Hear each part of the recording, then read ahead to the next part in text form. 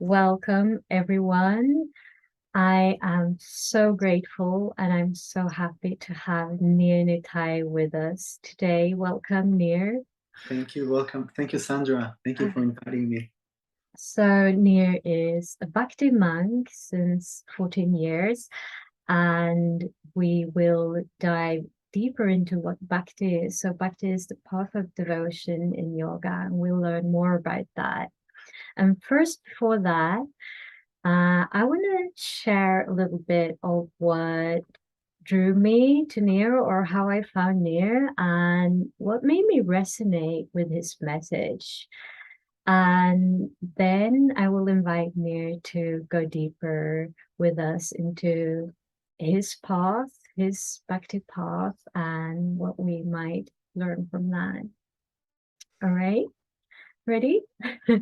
Yeah, we're in. Right in. So actually, I was finding out yesterday that it goes away a bit back for me. I found the tradition of the Himalayan masters back in 2017, and I felt really heart drawn to that. And so this tradition includes really all of yoga. So the Yoga Sutras, as written by Patanjali, and the Vedantas, and Samaya, or more of the tantric path with devotion included in that. And so this is something I felt drawn to intuitively and started working with in 2017 and have ever since.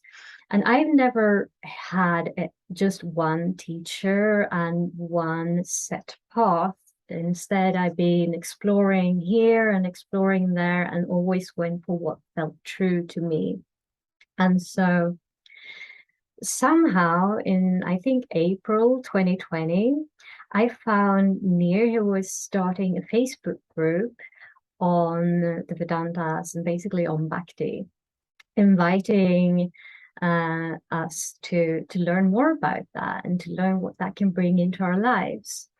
And it's really a mystery to me how I even found that Facebook group, because I was not at Facebook. I don't hang out on Facebook a lot, but somehow I found you, and you were teaching about the Vedantas, and I felt that this was true. This was valuable information to me. And then we started having a series of Zoom meetings with you and your teacher Gunavatar, which felt like a real blessing, because all of those really deep questions that I had and that caused me to feel doubt about this path, I could ask them and have answers that really resonated with me as truth.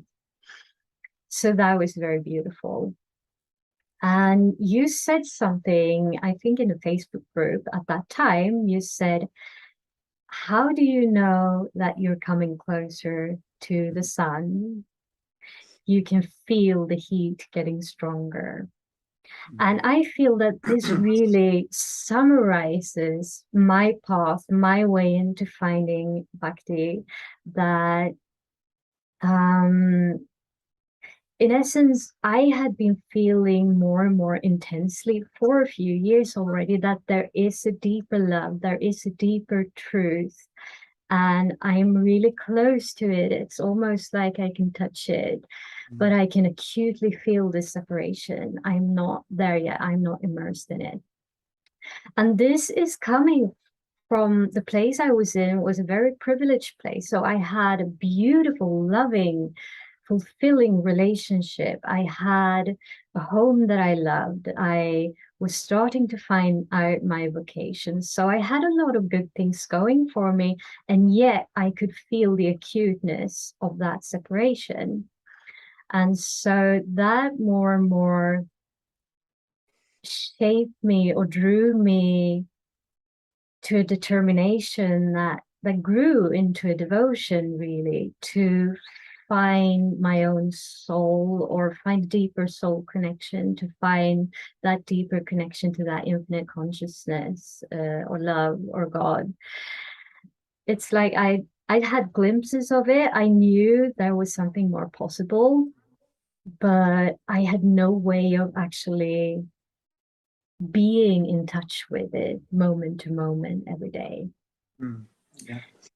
And there were two things as well that I really appreciated when you introduced me to Bhakti, the way you did it.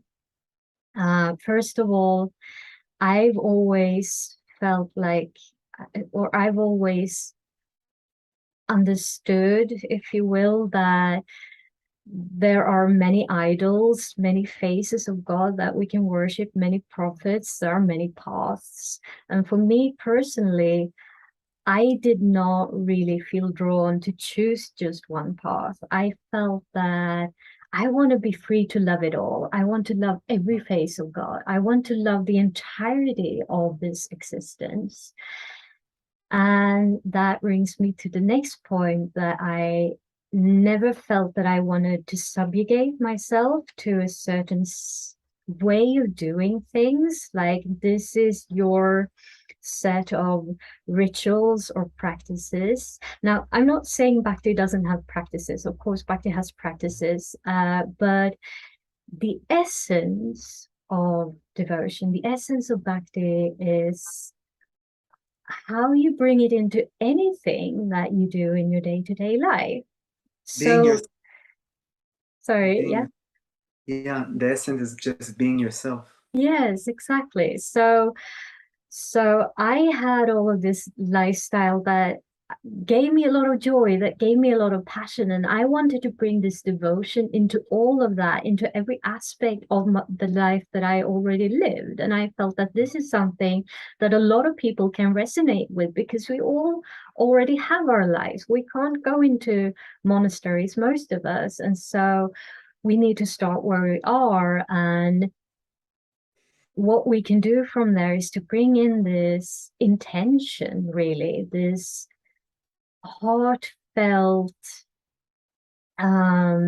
feeling of how we want to approach our day-to-day life. And this really felt like freedom to me in the way you introduced Bhakti to me. So, for me, always moving in the direction of freedom and what feels like truth, this was very appealing. So that said, Beautifully shared, yeah. Sandra. You really summarized the whole thing in such a simple way. Nice. Thank you. Would you like to introduce yourself a little bit more and your Bhakti Sure. path? So my name is Nir Nitai, and I'm 35 years old. And I joined my Bhakti path when I was, I think, 19. I met a monk on the street, and he gave me a book. The whole story, how I met him, that's a mystical thing, but that's a different episode.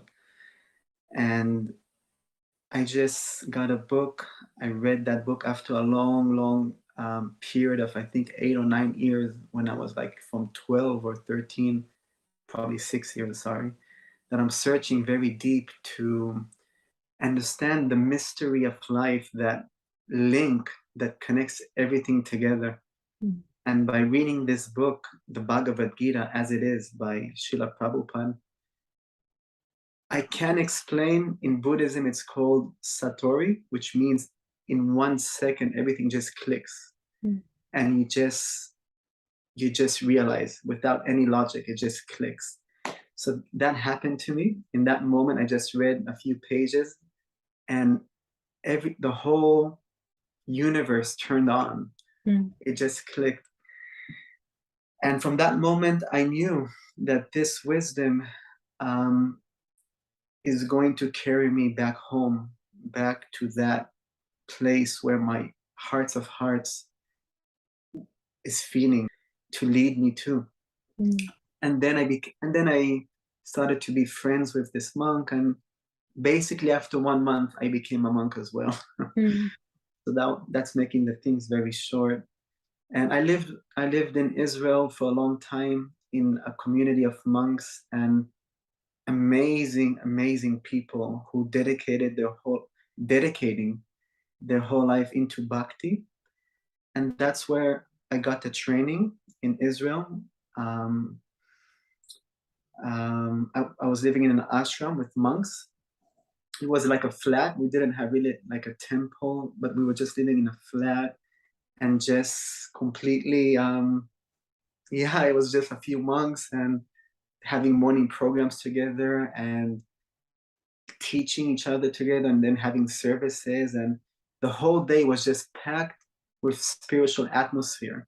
The whole time was just meant to evolve yourself. There was nothing else which was existing.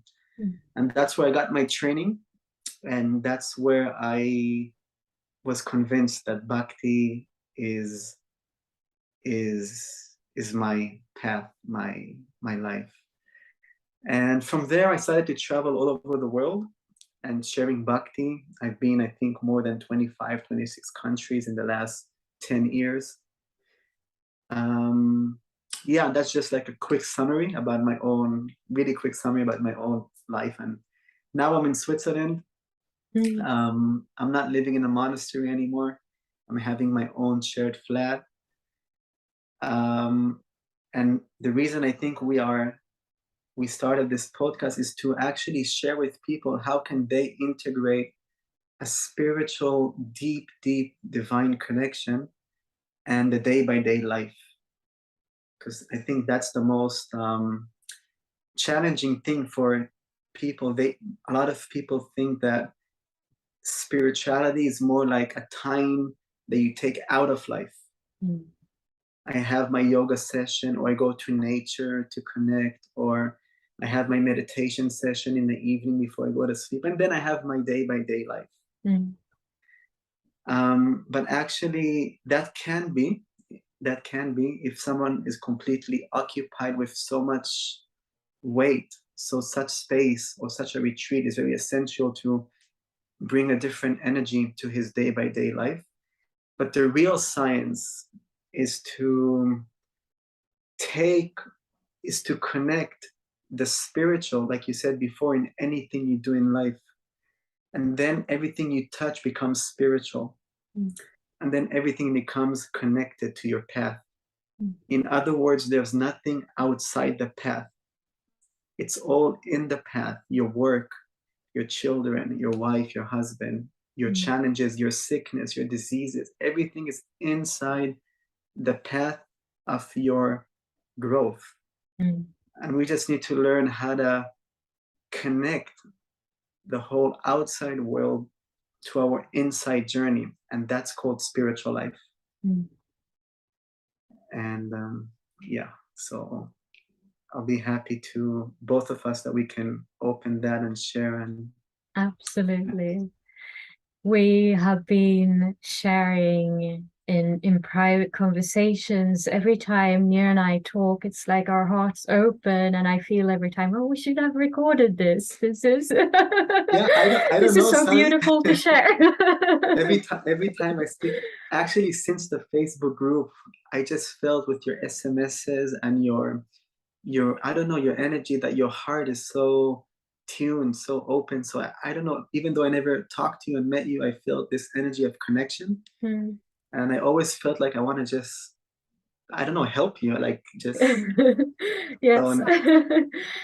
It's very interesting now, and we'll go deeper into that now, I think, because you and I are coming sort of from different polarities. So I'm coming from the mud of life, really, where I've been building upwards slowly towards wisdom, and in an intuitive way, using the materials of life, really all of the emotional range from shadow to light, and trying to figure it out and to understand the deeper wisdom from that.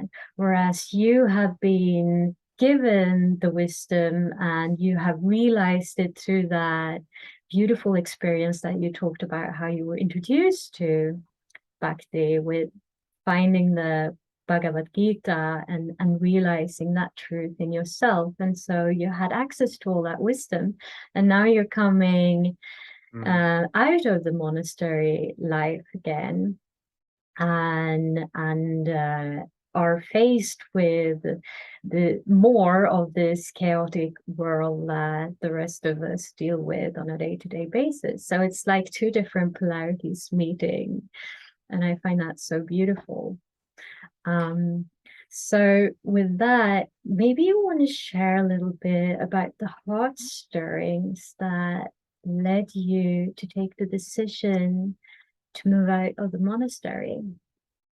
Sure. If it's okay, maybe just before I can, just for 2 or 3 minutes, share what is bhakti in general, that Yes, people beautiful. can, even though I feel that once we talk, people will feel it, but maybe just to categorize it. Mm. So bhakti is a word in Sanskrit. All this knowledge that we are about to share, it's the most ancient knowledge in this planet. It's called the Vedas. Those who practice yoga or tantra, they all know that these sources are called the Vedas. Mm. And the Vedas have lots of different teachings. And these teachings are categorized based on the desires and the goals of the individuals. And bhakti, according to the Vedas, are that section which deals with the highest absolute truths of life. Mm. So basically, bhakti wisdom is a wisdom which is meant for those individuals that really, really, really want to tune into the deepest purpose of their existence and achieve the highest purpose of the human form of life. Which means that, according to the Vedas, bhakti is considered the highest source of knowledge. Mm. What's beautiful, there's no good, no better or less better, like we have in our day by day, I'm better than you and this yoga is better.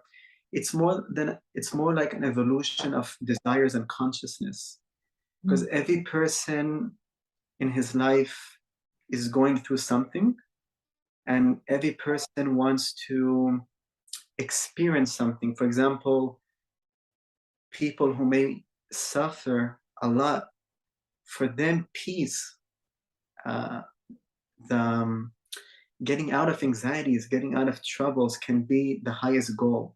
Mm. And others, for maybe to solve economical issues and bring comfort to their life, will be the highest goal. Mm. And bhakti, what's beautiful about bhakti is that that soul, he somehow or other in this life or in previous life, he realizes that love is his highest goal. Mm. Doesn't matter what happens in life, chaos and whatever dualities kick in, that deep, deep longing for love, connection, that's his drive in life. Mm.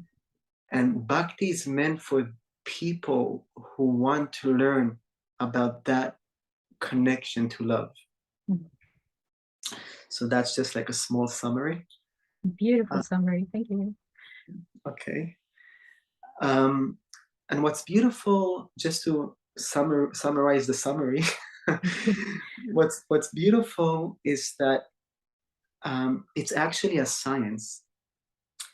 Therefore, it's very secure, because in our own experiences in life, we feel up due to different circumstances, externally or internally. And then things happen and we switch out. And then for those who are sincere, they try to come back in. And for others, it may take longer. They get frustrated, angry, depressed, and they fall down with different mindsets. What's beautiful in bhakti is that connection is a place which there's a method or there's a practice how to come back no matter what. And all the books and all the wisdom and all the sages who live bhakti, they all share the same experience of a path, which is a divine path, which is different from the outside dualities, that in any time zone, in any circumstance, you can come to that connection. Therefore, bhakti is not a sentiment, it's a teaching. It's governed by a very deep philosophy, teachings, and practice. So I think just the reason I mentioned, because in a lot of yoga schools, bhakti is more like a sentiment. It's more like, now I feel love, and now I feel connected, and I want to act in devotion. But then maybe the next moment it's less. It's so bhakti has a real deep structure and a practice that when a human being surrenders to that practice, then the jewels open up. So it's a surrendering process that any individual can take to any degree that he feels he wants to dive in. So that's regarding the monastery. That's a beautiful question. I've been living in monasteries, practicing bhakti yoga for the last, I think, 12 or 13 years, mostly in Israel, but also in England, Belgium, everywhere, France, Australia, India, of course. And what's beautiful in a monastery, the reason monasteries, I call them temples, or in the Bhakti tradition, it's called temples. They exist to facilitate the one-pointed desire. Because I think we talked about this, Sandra, last time we just talked private about association. We are like a crystal. We shine what people reflect upon us. And just like, if you tell me who's your friends, I'll tell you who you are, right? There's this saying. So temples are meant for like-minded people who want to transmit the same energy.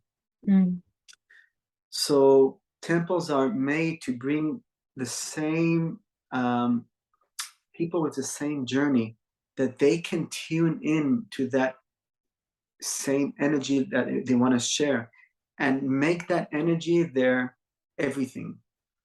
That energy will shape their identity to such a degree that when they go outside, the outside dealings will not shake that connection. Yes. So that's called a temple. And of course, within the temple, there is practices, and there's a daily life, and there's services. But all this is meant to facilitate this one pointed direction of connection. So temples are very important, at least for the beginning, because they really help you to clean all the other things in your being that may pull you out, and they help you to tune in very sharp. It's like a musical instrument. If I'm not a musician, but I have some musician friends, and they shared with me when they learn violin. In the beginning, they can't recognize the difference between an untuned sound and a tuned sound. But the more you practice music, the more every like sound syllable that is untuned, it's like a zzz, it's like you feel it's not resonating. Yeah. So that's the temple life. It's meant to teach you to listen to the real sound. And by doing so, you can start to recognize the false sounds, which are false sounds, means sounds that disconnect you from your heart. Yes. But the main thing is to have that connection regardless temple or not. So temples are more like schools for the beginning. And in one point of life, for example, okay, let me just, before that, monks have two different paths. So I was a monk for 13 years. You can choose to become a monk and live lifetime as a monk, or you can choose to be a monk for a certain period of time and then get married or have a relationship. And what's beautiful in Bhakti, which is actually different from Buddhism or different detachment practices, is that the goal is love. The goal is not detachment. We detach just in order to increase love. For example, if you have a partner, you say yes to one partner and you say no to so many potential lovers. But so you may miss the experience of excitement and adrenaline and fun and romance with so many other lovers, but you gain a deep connection of sweetness with one beloved, which you can go deep. So similarly, love is that substance, that connection that you want to go deep. So a lot of traditions, so life is difficult. Life is difficult. What's difficult is that our tendency of love doesn't get nourished to the degree that we want it to get nourished. Therefore, we feel pain and sadness and different emotions. Now, love is a connection with someone. That's an important point, because a lot of today, new age, there is a lot of terms that we put on the word love. Self-love, or I love nature, or different terms of love. But the definition of love means, in Sanskrit, it's called rasa, which means a real energetical emotion that flows between two hearts. So love can actually exist between two people or more. And self-love is that reflection which emanates by the security from the other person that we feel connected to. Now, why am I saying this? Because as a monk, the natural progression is to take all that deep, pure connection that we developed and then take that with a partner. Because that will be the next level of monks. That's actually an even higher level of monk. It's not detachment from relationships, it's learning what is pure relationships. And that's where I wanted to enter. I wanted to take my practice. I felt that I'm ready to connect another person, which is a female energy, which resonates as me. And from that level, I can grow in love. Yes, to embody that deepest form of love. Yeah. And that's the purpose of life. The purpose of life is to share that beautiful, sweet love with another. And relationships are meant to facilitate that flow. But the thing is, in this world, it's not easy, because love and lust mix together very easily. And for a lot of people, lust is love, even though it's two different energies. So I moved out of the monastery to actually start this life, to enter a relationship. And in order for me to do that, I had to move outside and start my individual normal life. But internally continuing living with that energy and connection, and now wanting to connect a beautiful lady person and open that beautiful life of relationships and learn from there how to grow. Oh, that's beautiful. Thank you for sharing. So how do you feel that life is different for you now that you are not in the monastery anymore? Like, do you feel the same sense of support? Do you feel that is coming from inside yourself, from your relationship with the divine? Or How is your life different? That's a beautiful question. It's different externally in the sense that now I'm not living in a supported community, which is important, but it doesn't mean that I have to stay disconnected, because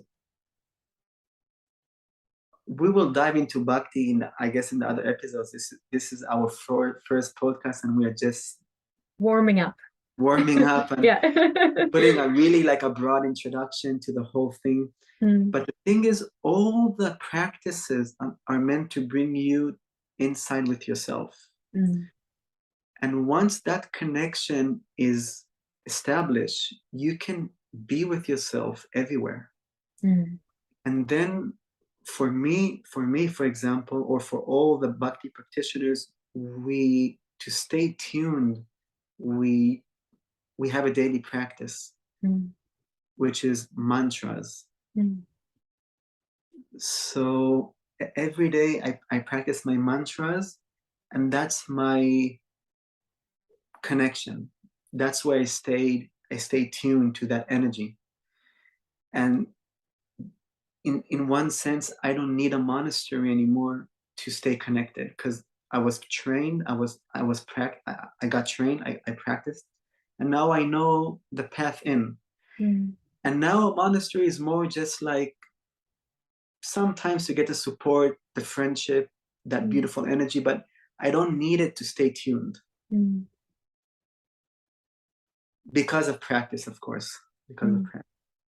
So that's like on the external level. How do I what's the difference? And the internal level, there's no difference.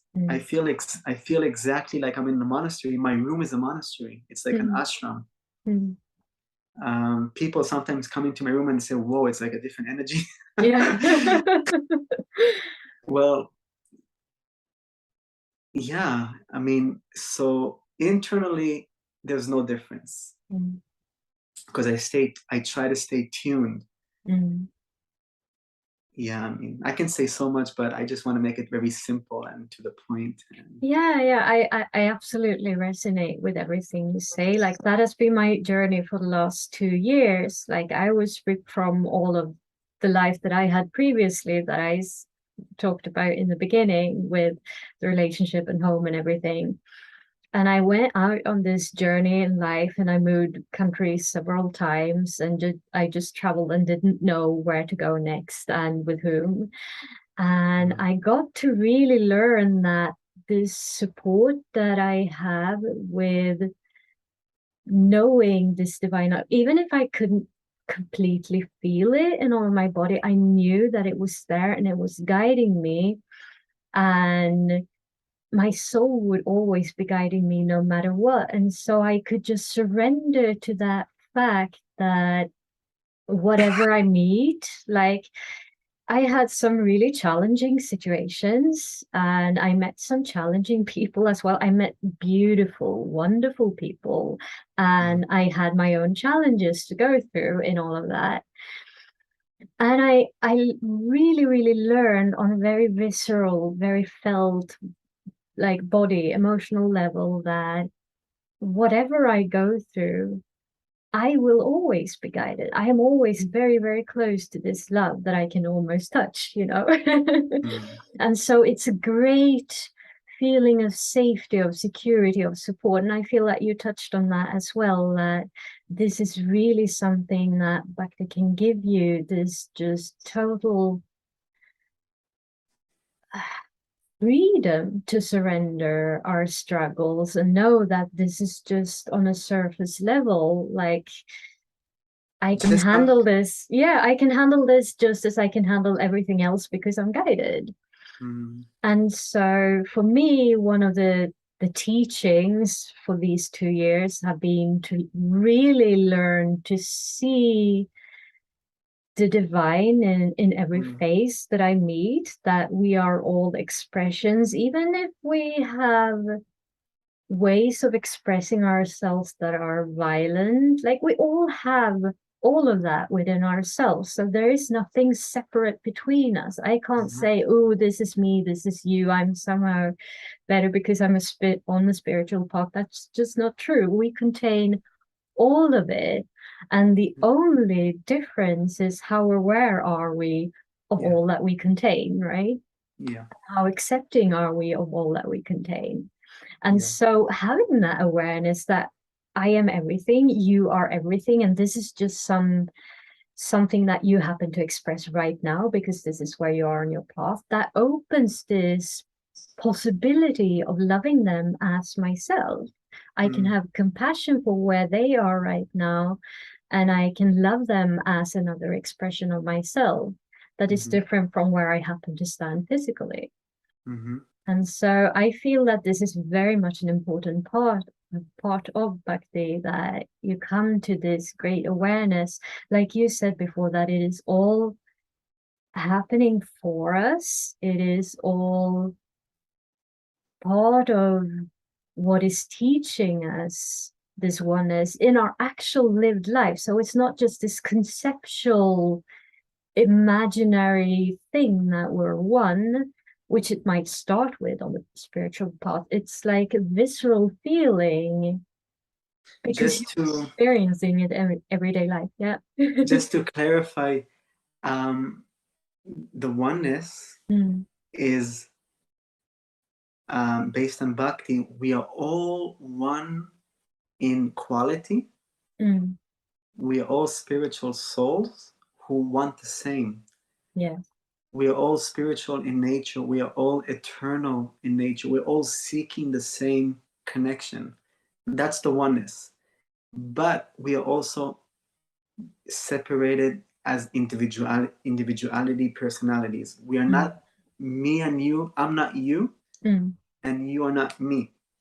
And that's what makes it very beautiful, because each jiva, or in Sanskrit it means a soul, each soul has its unique sweet path of connection. And we come together to help each other connect his or her deepest self. That's the oneness. We all share the same electricity, same energy, but the experience is individual, and it's every individual has a unique nature that no other individual has. So the energy of love is one, but since we are designed spiritually, a soul, to be individual, that means that each soul has a unique flavor of love that no other soul has. And that's what makes each soul special. Yes, and for me, this connects to the love that you talked about, that love happens in relationship. And so the gift is to be able to connect to different people or different beings, really, and experience the love flavor with them and know that this is their unique expression of the divine. Regardless of what their expression is, really, their expression is valuable, it is cherished, because it is unique, it is perfect, just as it is. So based on Bhakti, we are souls. And a soul's that's who we are. It's not that I have a soul, but I am the soul. Better way to say, I have a physical body, but I'm a soul. And the soul's nature is only love. And unless we, the soul, can experience our nature, so it's like a fish out of water. A fish without water cannot experience its natural environment. And even if a fish becomes the king of the jungle, a lion, it won't be happy. So the whole process of bhakti is to bring us back to the ocean of our heart, that we can swim there like a fish, which is our home. Mm. So in other words, any problem that we have in this world is the result of a disconnection from our self. Mm. And that's really optimistic because it means there is a way back. Mm. And it means problems are welcome because they're like stop signs, like you're doing something out of your zone. Mm. So bhakti is beautiful in both ways. In the material level or the problematic way, it shows us, it teaches us where we are out of our self. Mm. And in the positive way, in which we dive in and we experience unlimited flavors of love. And it's like two different, in my own experience, it's like when I disconnect my heart or bhakti, Mm. I feel like I feel I just it doesn't feel right, and I feel like my heart is not juicy, it's not shiny, it's not. And when I connect back, it's like a different realm. It's like you're coming back home. And that experience is so profound and real that you cannot deny it. It's not imagination. It's not a concept. It's real. So yeah, so the path of bhakti is to help each individual learn who he is, who he's not, and how to come back to his or her original self, which is love. Because even if we see in animals, you see a tiger licks his kitten, or you see a cow, it's all about love. And all the problems in this world, it's because, like Mother Teresa, she said that the biggest problem is not hunger problem, it's the heart's problem of love. So all the chaos that we see is disharmony with our nature, which is love. And once we can tune back, then everything becomes not just beautiful, it's like we shine, we connect. And therefore bhakti is not sectarian. Therefore bhakti is not a religion. Bhakti is the treasure for each person, because bhakti is that original energy of love that we all, which is us, which has to be revealed again. Yeah, so basically that's a monk's lifestyle, to teach us to go back. And I think also that's a little bit the problem of society. We emphasize too much on the externals. Our value is more adjusted based on what I have from the outside. But the only thing you can buy with money is love. How much rich people are sad, taking drugs, alcohol, suicide, because the loneliness of the heart cannot, that space cannot be filled up with nothing outside, with nothing material. But how much emphasis and energy we put on the outside. So prioritizing our essential need, which is love, will start to shape our life and blossom again. So that's the focus of bhakti, like, what is the most important thing for me? That's a very, very good point, because we become, as we're socialized in this society, we become very, very ingrained in our habits, and we often come to a point of not even questioning anymore that this is how we're going to live our life, and we don't have time for our spiritual practice like you went into before. We can't take that time out of our day because it's seen like something, we can make time for when everything else is working. And ideally, that something is what will make everything else work, because if we can find that heart space again, we will see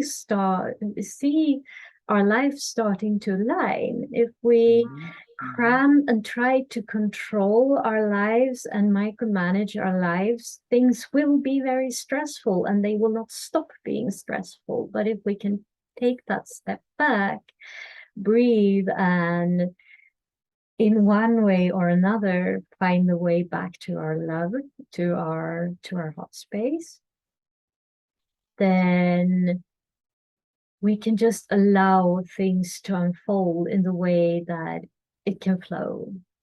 It's a different dimension. And maybe this can be a link for the next episode. But when you said a few minutes ago, you said something about your heart, and then it popped in me that I think you said when you connect back to your love, you feel good. I don't remember exactly, but what it brought in me is that intuition. There is something in me which is a secure divine place, which is different from this world. Because intuitionally, if there is a connection which makes us lit, shine, find meaning, find truthfulness, find beauty outside the dualities of life, or regardless the dualities of life, that's an indication that there is something beyond the physical. And that something which is beyond the physical, that treasure, that's the beginning point of freedom and bliss. Yes. And divinity. Yes. So bhakti is to unfold what is that. Because we all feel it inside. Those who are more sincere and want to enter, we feel it, but we can't understand it. It just feels good. It just feels right. It just makes everything flow. It's like the liquid of the heart. But we can't understand what it is. And bhakti will open exactly that realm of what is it exactly? Where does it belong to? How am I connected to that? And from that door which opens, the whole spiritual energy flows in and we just transform. Yes. It's amazing the power of transformation that love has. Well, that's who we are. Yes, that's who we are. That's who we are. Yeah. All right, maybe that is a good place to round off, and we can drop deeper into the heart space next time and the power of transformation, maybe.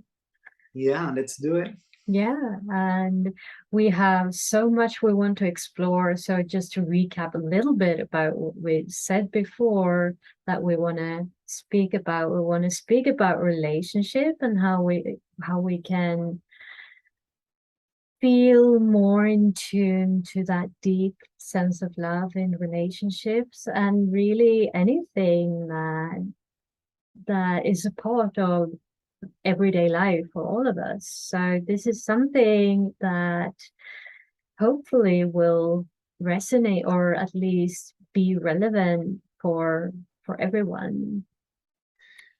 I can share the last tip, that this is a promise to all the audience who is willing to put their time in these episodes, is that in my experience in the last 15 years, dealing with myself and thousands of other people that I met, any individual that came in contact with bhakti in any level of intention or sincerity, he or she felt transformed in a good way. There's not even one case that I know in my personal experience of a person that didn't feel blessed by bhakti entering his or her life. So this is a confident statement for the audience that I promise that if you stay tuned and allow that energy to enter, because you talked about transformation, Sandra, I promise that your life will 100% be transformed. And transform doesn't mean that now your life is bad and it's going to become better. It may be not the best, but it doesn't mean something is wrong. It just means a deeper level of your heart will open up, and that will lead you back to a much more authentic feeling of love. And that's required for every human being. Doesn't matter where we are and how successful, because yeah, so that's the blessing in bhakti.